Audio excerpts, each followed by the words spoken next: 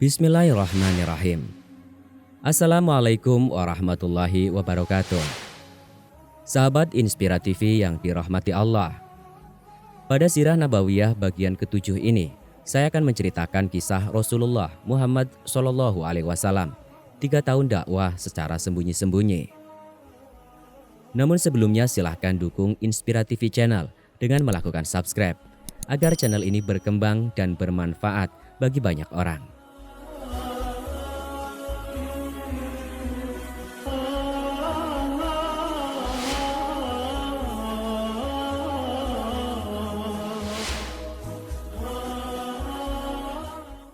Sebagaimana yang diketahui, Mekah merupakan sentral agama bangsa Arab.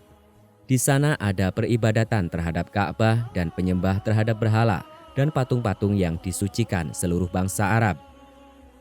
Cita-cita untuk memperbaiki keadaan mereka tentu bertambah sulit dan berat jika orang yang hendak mengadakan perbaikan jauh dari lingkungan mereka.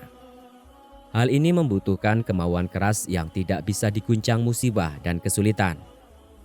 Maka dalam menghadapi kondisi seperti ini, tindakan yang paling bijaksana adalah tidak kaget karena tiba-tiba menghadapi sesuatu yang menggusarkan mereka.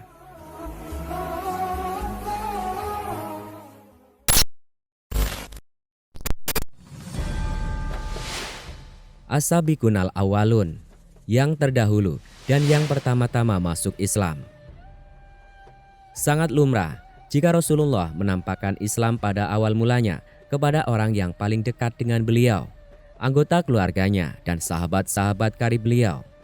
Beliau menyeru mereka kepada Islam, juga menyeru siapapun yang dirasa memiliki kebaikan yang sudah beliau kenal secara baik dan mereka pun mengenal beliau secara baik, yaitu mereka yang memang diketahui mencintai kebaikan dan kebenaran, mengenal kejujuran dan kelurusan beliau. Maka mereka yang diseru ini langsung memenuhi seruan beliau karena mereka sama sekali tidak menyaksikan keagungan diri beliau dan kejujuran pengabaran yang beliau sampaikan. Dalam tarikh Islam, mereka dikenal dengan sebutan As-sabiqunal awwalun, yang terdahulu dan yang pertama-tama masuk Islam. Mereka adalah istri beliau, Ummul Mukminin Khadijah binti Khuwailid, pembantu beliau Zaid bin Harisah bin Syurahbil Al-Kalbi, anak paman beliau Ali bin Abu Thalib, yang saat itu Ali masih anak-anak dan hidup dalam asuhan beliau, dan sahabat karib beliau Abu Bakar As-Siddiq. Mereka ini masuk Islam pada hari pertama dimulainya dakwah.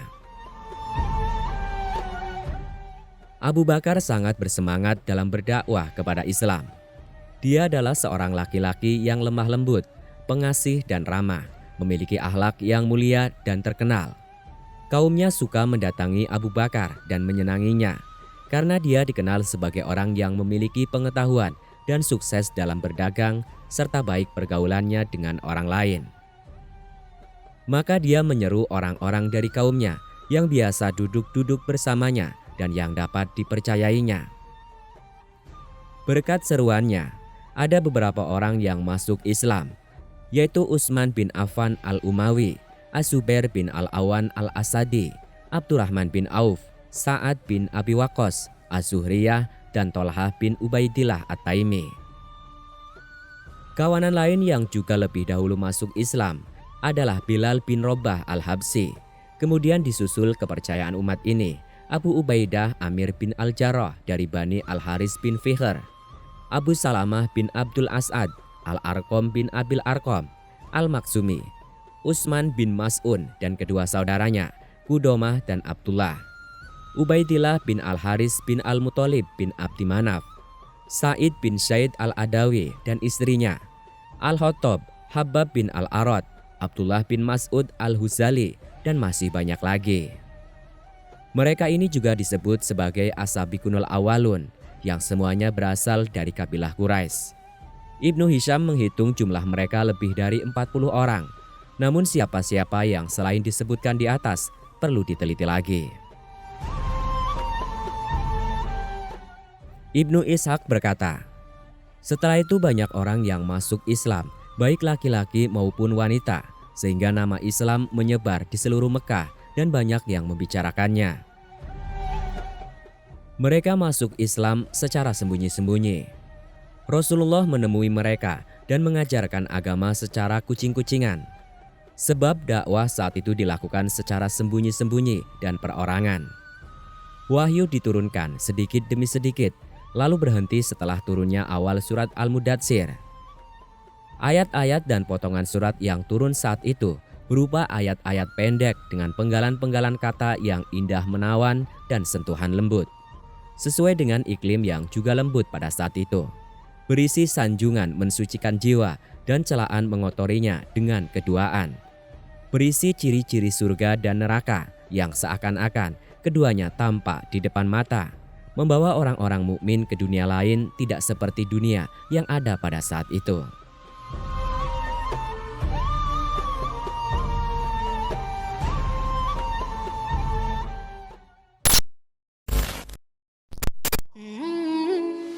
Perintah sholat.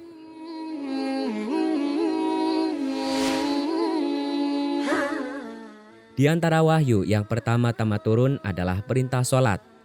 Muqatil bin Sulaiman berkata, Allah mewajibkan sholat 2 rakaat pada pagi hari dan 2 rakaat pada petang hari pada awal Islam yang didasarkan pada firman Allah. Maka bersabarlah kamu, sesungguhnya janji Allah itu benar, dan mohonlah ampun untuk dosamu, dan bertasbihlah seraya memuji Tuhanmu pada waktu petang dan pagi. Quran Surat Al-Mu'min ayat 55. Ibnu Hajar menuturkan, sebelum Isra, Nabi sudah pernah sholat, begitu pula para sahabat. Tetapi terdapat perbedaan pendapat. Adakah sholat yang diwajibkan sebelum ada kewajiban sholat 5 waktu ataukah tidak? Ada yang berpendapat, yang diwajibkan pada masa itu adalah sholat sebelum terbit matahari dan sebelum terbenamnya matahari. Al-Haris bin Usama meriwayatkan dari jalan Ibnu Luhai'ah secara mausul dari Said bin Haritsah bahwa pada awal-awal turunnya Jibril mendatangi Rasulullah dan mengajarkan wudhu kepada beliau. Seusai wudhu, beliau mengambil seciduk air lalu memercikkan kekemaluan. Ibnu Majah juga meriwayatkan hal ini dengan makna yang serupa. Juga diriwayatkan dari Al-Bara bin Azib dan Ibnu Abbas di hadis Ibnu Abbas, dan hal itu termasuk kewajiban yang pertama diturunkan. Ibnu Hashim menyebutkan bahwa jika tiba waktu sholat, Nabi dan para sahabat pergi ke tempat yang terpencil, lalu secara sembunyi-sembunyi mengajarkan sholat agar tidak dilihat kaumnya. Suatu kali Abu Thalib melihat Nabi mengerjakan sholat bersama Ali. Maka Abu Thalib menanyakan sholat itu. Setelah mendapat penjelasan yang cukup memuaskan, Abu Thalib menyuruh beliau dan Ali agar menguatkan hati.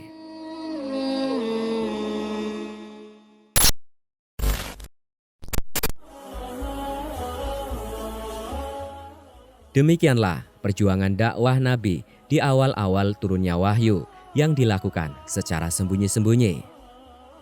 Ikuti kisah selanjutnya di Inspira TV channel dakwah, motivasi, dan inspirasi. Wassalamualaikum warahmatullahi wabarakatuh.